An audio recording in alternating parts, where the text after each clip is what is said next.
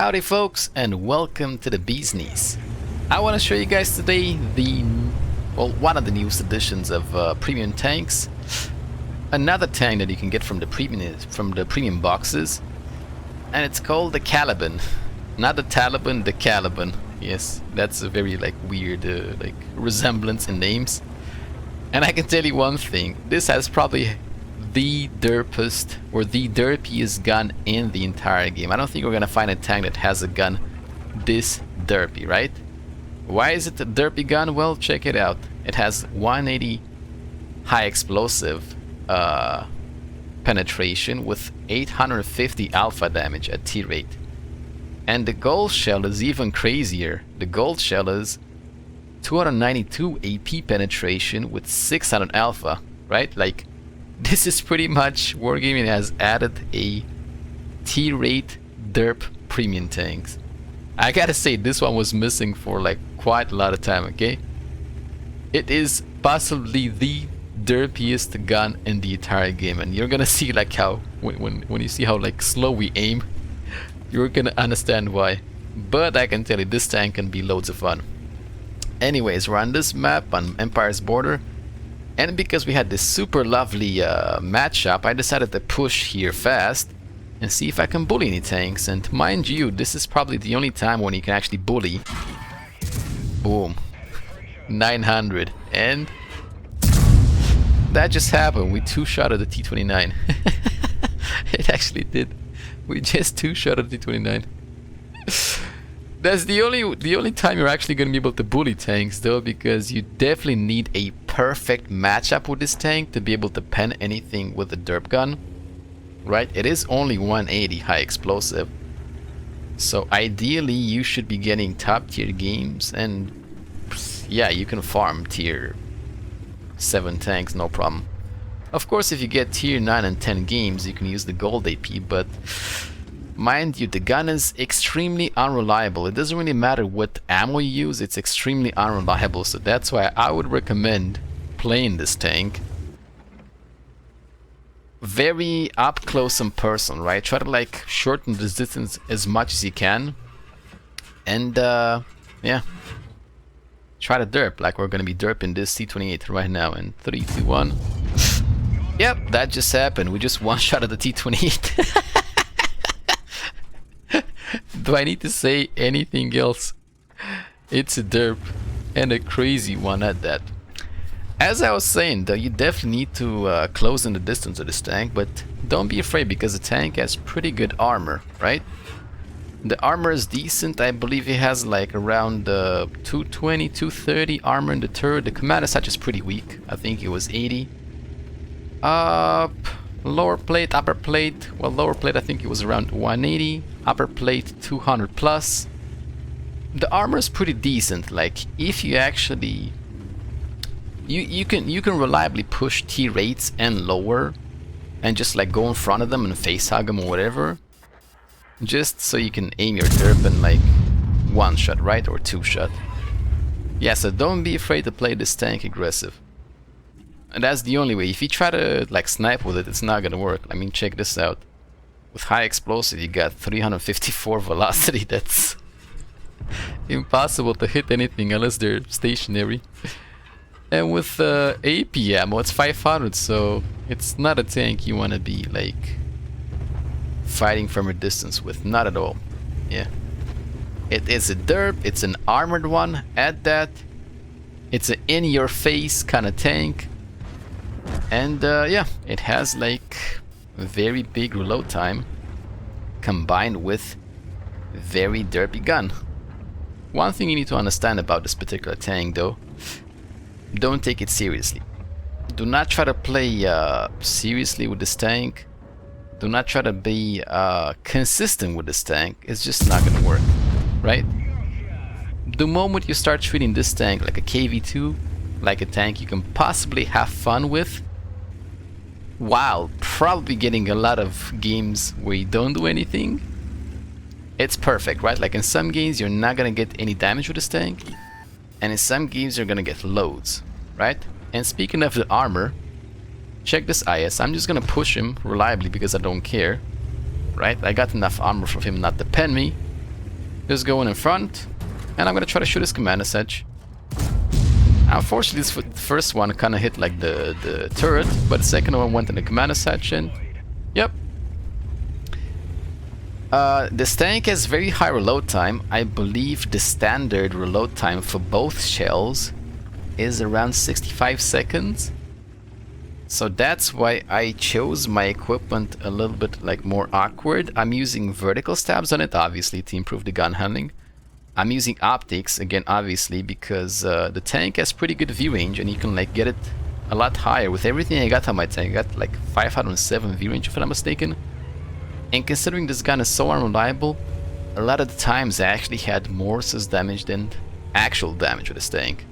So going back to the equipment, I got vertical stabs optics, and I'm actually using ventilation on this tank instead of a rotation device or possibly an enhanced gun lane drive, which would like shrink the aim time more, because it has very bad reload time.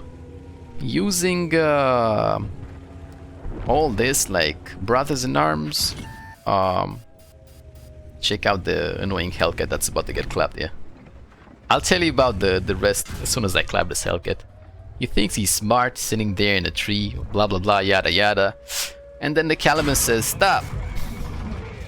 And he stopped. That's nature of the derp, you know. Some games you're gonna curse everything, and some games you're gonna be like a child in a candy shop.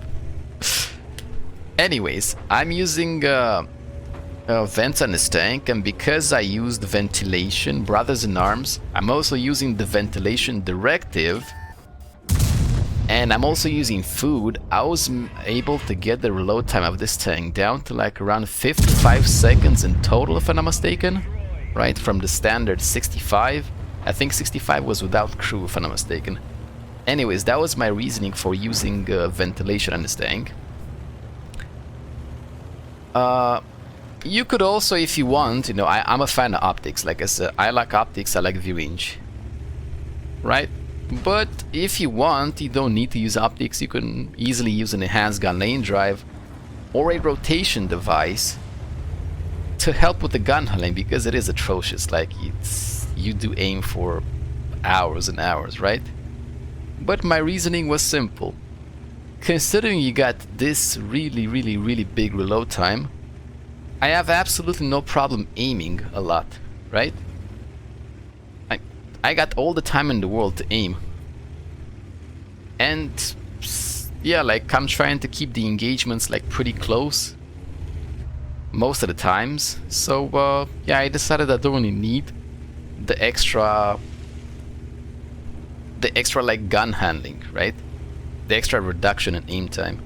Sure, you could say the same thing about optics, but you know, unfortunately not in all the maps you can close in the distance and just dirt people up close. So like I said, I've played this tank a lot of games so far, and in some games I definitely got more sys damage than actual damage, because the gun is just so unreliable, right? It's so unreliable. It would definitely like make you want to punch your monitor at times. Like fully aimed shots just hit nowhere near, and then he decided to say fuck it, and you just shoot on the move full speed and hit. So yeah, that's kind of the experience you're probably going to be having with this particular tank. So again, I'm using vertical stabs, optics and vents, so I can try to reduce the reload time some more, because this tank is an autoloader, so it can't mount the gun rammer. Of course, this setup is for open maps. When I get a city map, I'm using vertical stabs, hardening and vents. But like I said, you could easily ditch if you want optics and put the enhanced gun lane drive in your tank. If you want to aim faster, you just can't go wrong with that. But I definitely recommend having, if possible, ventilation, food if you afford it, brothers in arms, maybe even a ventilation directive, just to help you like bring down the reload time some more, because if you shoot once, oh, yeah, let's just put it this way, the reload time for 2 shells is like around 60 seconds if you don't spec your tank, so It's bad. And also, don't be afraid. I know some people are going to tell you to try to play for the DPM with this tank, like some people do on Italian tanks, aka don't shoot all your clip and save your shell until you can possibly like maximize your DPM. That's completely bullshit. If you got the opportunity to do damage, go for it. Okay, go for it. Only in very, very, very rare situations where, let's say, you're 1v1 with another tank and nobody is around you to help you, and you really need to like hold on to that DPM to have an advantage. Okay, but otherwise you see a target, you can do damage, go for it, because you know how it is when you're trying to maximize theoretical DPM. You might never get a chance to shoot again, right? If you take a target, you shoot it. What is the first thing that target is going to do? He's going to go back into cover.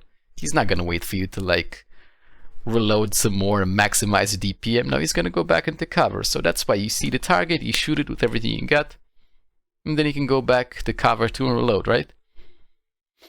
You definitely don't want to trade theoretical DPM for damage you can get right now. Not to mention, if you put the pain on a tank a lot, you're going to discourage him from attacking, you know? And maybe his teammates will be discouraged from attacking because they'll have like 1- tank. So, regarding, yeah, holding on to your DPM, theoretically. Okay, the stats for the game: we got an ace tanker, we got a top gun, we got a high caliber medal. We managed to get 225,782 credits. I believe we're running like the holiday bonus on and credit boosters. We also got 6,191 XP, of course, with the bonus applied. We ended up doing 4,325 damage, 7 kills. I don't even know when we got those. It happened pretty fast. And we got 1,331 base XP. This particular time we didn't manage to get any sys damage. You know, it's a corridor map, so there was like no sys damage to be gotten here. It doesn't happen that often on these like corridor maps. And going back to the important bit, how many credits did we make this game? Well, the total amount I made this game without the holiday bonuses and personal reserves was 121k credits. 120k for 4.3k damage, I would say it's pretty good. So we can say this tank is a good money maker and not really. It will definitely make you credits as long as you do damage with it. Hell, even if you shoot the gold AP, which is I think 4.8k credits pop, even if you shoot gold ammo AP, as long as you hit the targets and do damage, you're probably not gonna lose credits. But the question is, how reliably can you actually hit those targets and do damage? So provided you do the damage, the tank will make you credits. But I cannot say that it is a reliable premium tank, because it's not. I would be lying, okay? It's a derp tank, so treat it likewise. Rejoice, you know? You ever thought how it would feel to have a derp KV2 with an autoloader?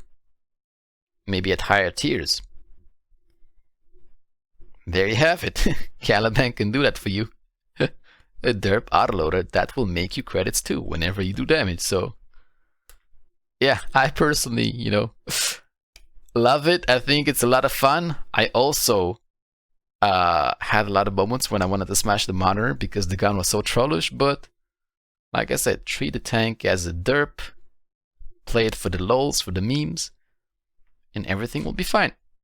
Alrighty folks, that was pretty much the video for the day. Of course, let me know in the comments below, how do you feel about the, let's say, the first tier 8 premium derp tank in World of Tanks. Let me know how you feel about this tank, if you think it's a good addition, if you think this tank is crazy, if you think it's very cool. Looking forward to like hear what you guys have to say about it.